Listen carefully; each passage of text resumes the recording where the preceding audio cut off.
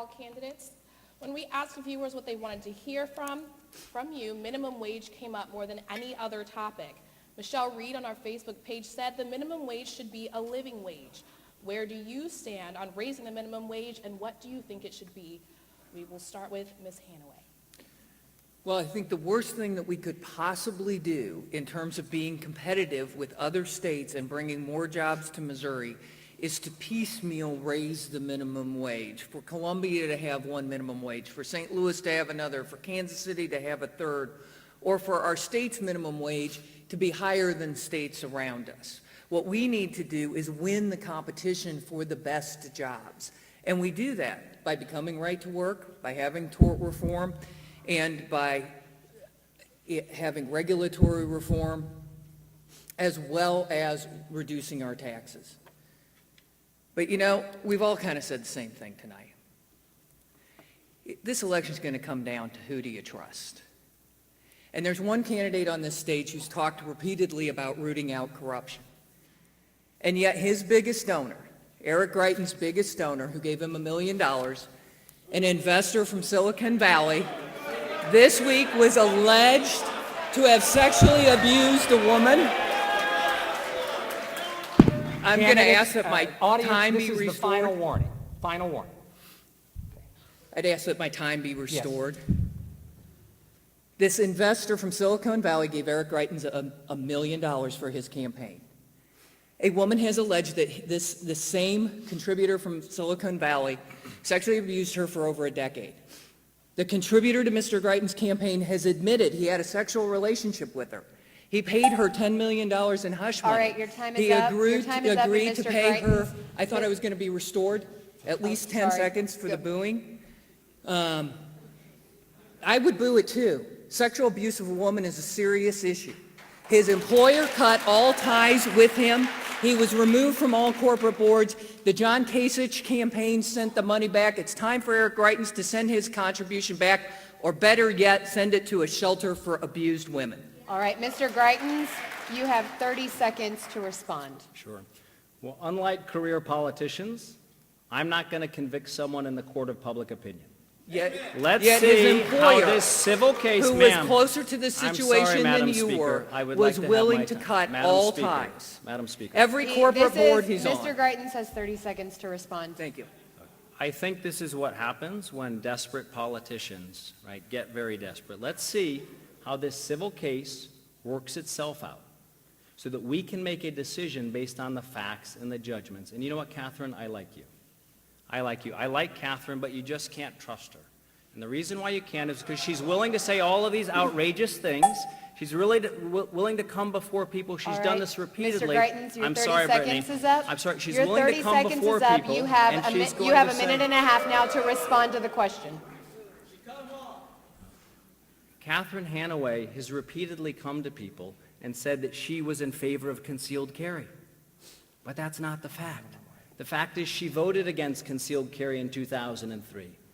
And it wasn't just once. She was against concealed carry in 2002. She was against concealed carry in 1999.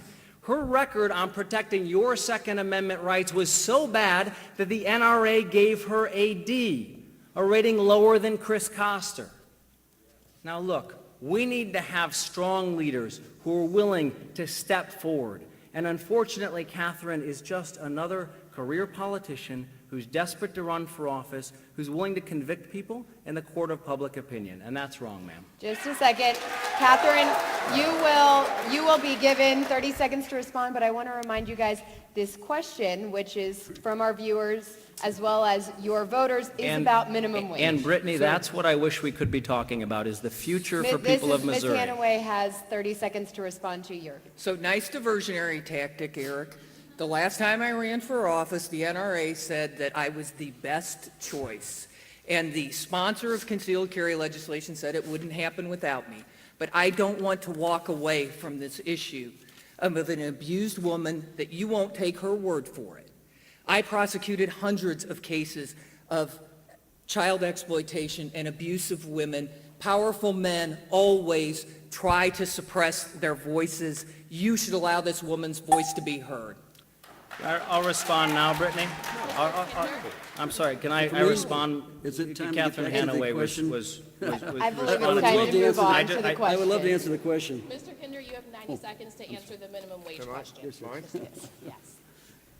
Look, the minimum wage raise, look, it's the law of this state now that we have a minimum wage that's indexed to inflation. The people voted that in. It's a statewide law. It goes up when inflation goes up.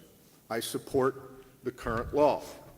The idea that St. Louis should come in with a $15 minimum wage and announce to every entrepreneur and restaurant owner in town that they should move to St. Louis County or move to Illinois because the price of labor has been artificially raised by a vote of the board of all 500,000 people in the last 60 years have moved out.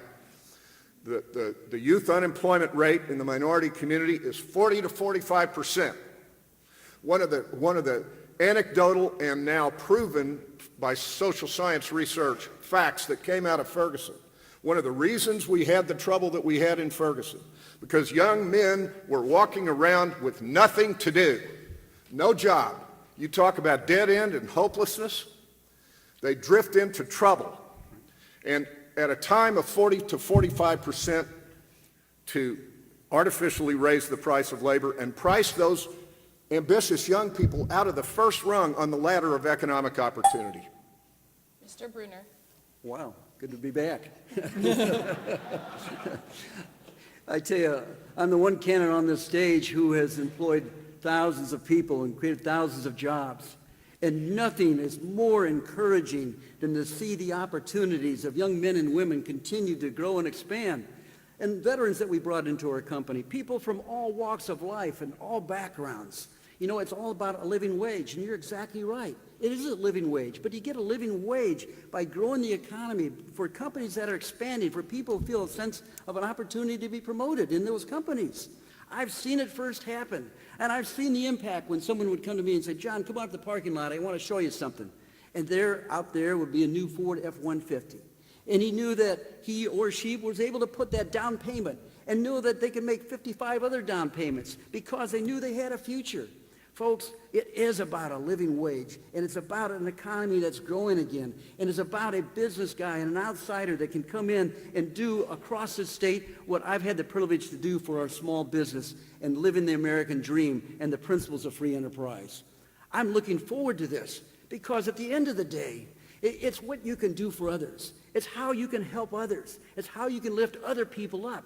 And they have the opportunity to do the things that they want to do, to take care of their kids, to send them to school, to enjoy their part of the American dream. You need to get an outsider and a businessman in there to get the job done.